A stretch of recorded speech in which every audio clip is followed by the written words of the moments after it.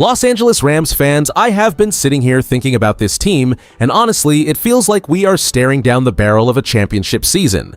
A new report just dropped regarding our roster that has me questioning how the experts are evaluating our squad. It is wild to see how some people analyze our depth versus what we actually see on the field every Sunday. The more details come out about this specific position debate, the harder it is to ignore the disconnect behind the scenes. Smash that like button, subscribe, and drop your name and city below. Let's get into it. The Los Angeles Rams are entering the 2026 season with what many consider the best roster in the NFL.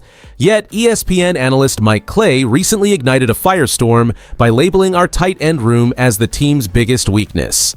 This assessment is baffling to us because this position group is the cornerstone of Sean McVay's evolving 13-personnel offensive scheme. Tyler Higbee has been a stalwart for this franchise for years, evolving from a draft gem into a reliable veteran, while newer acquisitions like Colby Parkinson have stepped up to provide consistent production. Fans care deeply about this unit because we have invested heavily in high-end draft capital like Terrence Ferguson and Max Clare to ensure depth. The specific report by ESPN claims that because there is no clear number one option, the position lacks a true anchor, which has left the fan base feeling frustrated and defensive about our tactical identity. The truth is that while we lack a single 1,000-yard receiver at tight end, our production is spread evenly, allowing for a multifaceted attack that keeps defenses guessing. When you compare our balanced distribution to teams where one player hogs all the targets, it becomes clear that our strength lies in our depth and versatility rather than individual statistics. This narrative hit us hard because it ignores the significant growth of Ferguson and the top-tier blocking efficiency we see every Sunday. And I'll be straight with you, if there is a real area of concern, it is at the linebacker position where our depth is dangerously thin, not at tight end.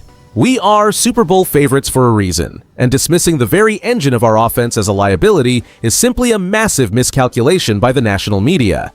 It is time to trust our system and shout it loud, ram it.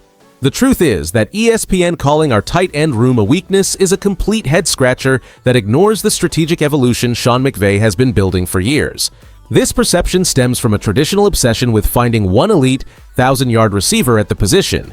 Yet our front office clearly prioritized a committee approach to dominate through 13 personnel after the heartbreak of last season's NFC Championship loss.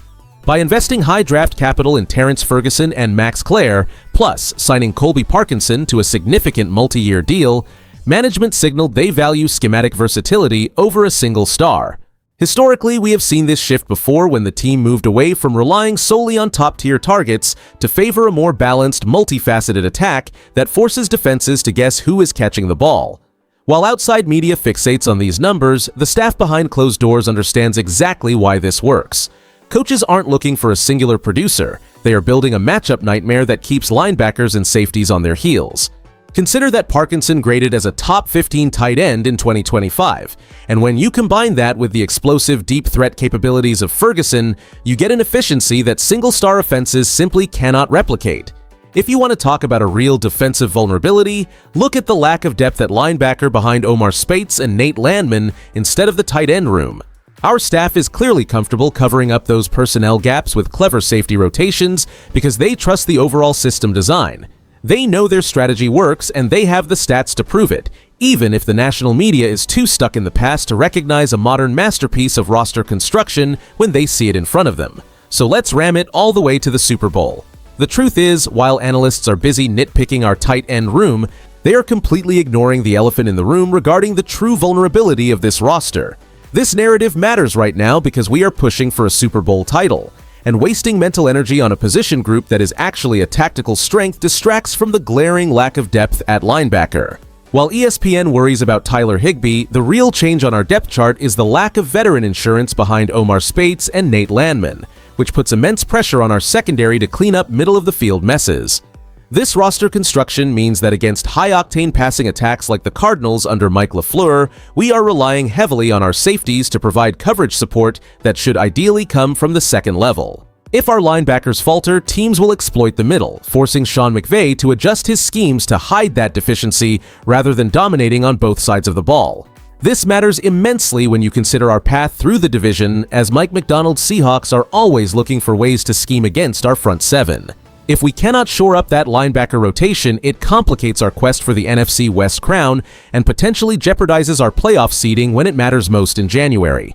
We have built an elite machine, yet failing to acknowledge that linebacker depth is our Achilles heel could be a costly oversight for a team with championship expectations. We are clearly the team to beat, but keeping this defensive front anchored is the only way we stay on top of the league hierarchy. We have the pieces to dominate everyone, but we must stay sharp. Ram it. Now, here is the thing about this ESPN report labeling our tight end room as a weakness. The upside of this collective approach is undeniable because Sean McVay is intentionally pivoting our offense toward 13 personnel packages. By spreading the targets among Colby Parkinson, Davis Allen, and Terrence Ferguson, we become a defensive nightmare that lacks a single point of failure for opponents to bracket. The counter-argument is that without a clear elite threat, we might struggle in high-leverage situations where a star playmaker needs to take over. While other teams like the Cardinals lean on a singular force like Trey McBride, we are betting on depth and schematic versatility to overwhelm secondaries. Media analysts are split, with many claiming that lacking a top-tier fantasy option equates to a roster hole. Yet front offices around the league are quietly terrified of how our balanced production makes us impossible to scout or defend against. What nobody is talking about is that we have essentially weaponized the position through sheer volume rather than individual talent, which is a massive gamble in the modern NFL. And I will be real with you, I think the criticism is completely unfounded because Mike Clay is looking at stat sheets while ignoring how McVay actually schemes his attacks. Our tight end room is not our deficiency, and any objective observer watching our film knows that our linebackers are the actual unit that requires more support. If we can continue to hide those defensive limitations with our secondary depth, this team is going to be incredibly difficult to beat during a deep postseason run. It is clear that the front office has built a strategic advantage by prioritizing these players over investing in a single overpriced asset. So let us trust the process and ram it all the way to the Super Bowl. The bottom line here is that the Los Angeles Rams are entering a golden era defined by an aggressive win-now philosophy that has transformed this franchise into a legitimate juggernaut. By acquiring elite talents like Trent McDuffie and Myles Garrett, the front office has sent a loud message to the rest of the league that we are fully committed to hoisting another Lombardi trophy under Sean McVay. As fans, we should feel incredibly confident because this roster is not just deep. It is structurally sound, with a clear offensive identity and a defense that now possesses terrifying playmakers at every level. While national analysts might point to the tight end room as a weakness, the truth is that our depth and versatility in that position are exactly what make our offense so difficult to defend. When you look at the total roster construction, the concerns at linebacker are far more pressing than anything happening at tight end. Yet even those minor hurdles are being managed through brilliant schematic adjustments from our coaching staff. We are witnessing a masterclass in team building that balances veteran leadership with hungry, high-potential second-round draft picks. This team is fundamentally superior to the group that reached the NFC Championship game last season, and that level of consistent growth is exactly what separates championship contenders from everyone else in the NFL. With expectations at an all-time high, I want to know your take. Which position group do you believe is the absolute X factor for the Rams to win the Super Bowl this season? Let me know your thoughts down in the comments section below. If you enjoyed the video, do not forget to like it and subscribe to the channel. Ram it! I'll see you in the next one.